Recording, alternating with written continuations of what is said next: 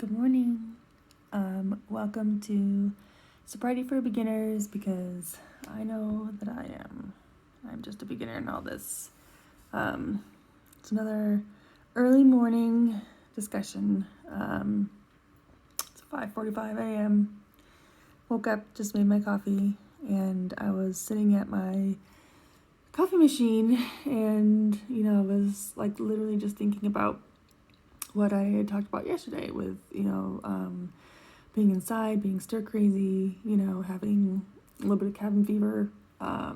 Everybody's just kind of going a little stir crazy, Everybody's caught up inside and everyone's getting a little bored. But, I also discussed like mental health. And, mental health for me is a big thing because it's hard.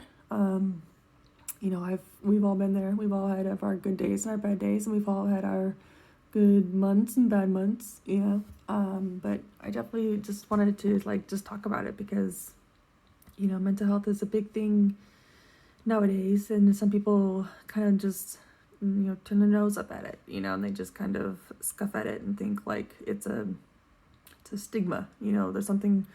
Oh, you're not depressed. You just need to get outside more often, and well, it's still true. Getting outside definitely is a good way to help that, but it's not just that. That's not just the answer.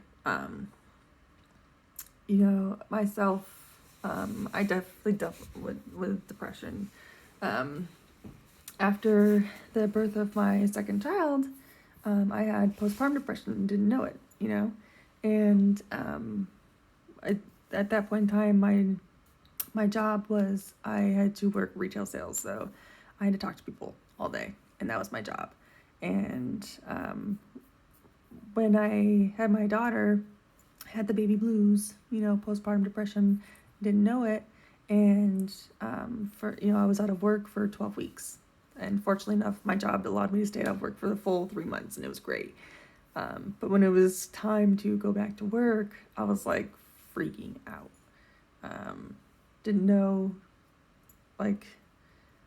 who to talk to, or I was freaking out. I didn't really want to talk to anybody. The whole idea of talking to humans again was just scary. And so I self-medicated, definitely, self-medicated with that. And that's probably where the first bout of my drinking started, was because, I was freaking out because I had to go back to work. And I didn't want to talk to people, and I started drinking to subside that. And that's why it got so heavy so quickly, because it started out with just, I'll take a drink, one drink before work, and that'll help. And then I'll take one drink on my lunch break, and that'll help. And then it was 2 drinks before work, and then it was 2 drinks on my lunch break, and then it was drinking all day. And that definitely kind of sparked, the heaviest drinking that I did a couple of years ago. So I definitely understand it. And then after I got out of rehab, I had lost my job, was fired from that job, of course, for drinking on the job, right? Apparently you can't do that. You can't drink on the job and still keep your job. So after that, I was out of work for 5 months.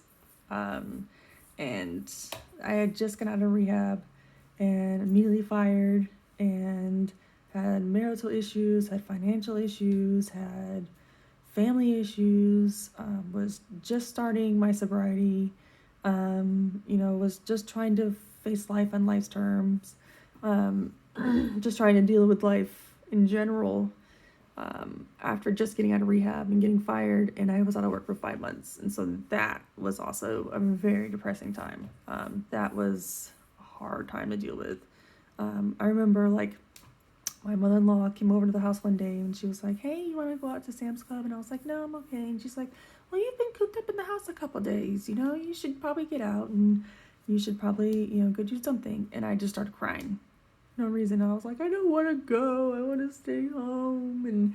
And I just started crying because I didn't want to leave the house. And it was just, it's bad. So I hope everybody has a way that they can reach out to someone, talk to someone, whether it's through FaceTime or on your phone or through texting or, you know, I know we're all cooped up inside. I know we're all stuck in the house and we all can't leave, but, don't let that get you down. I mean, there's other ways that you can still stimulate yourself, obviously, but,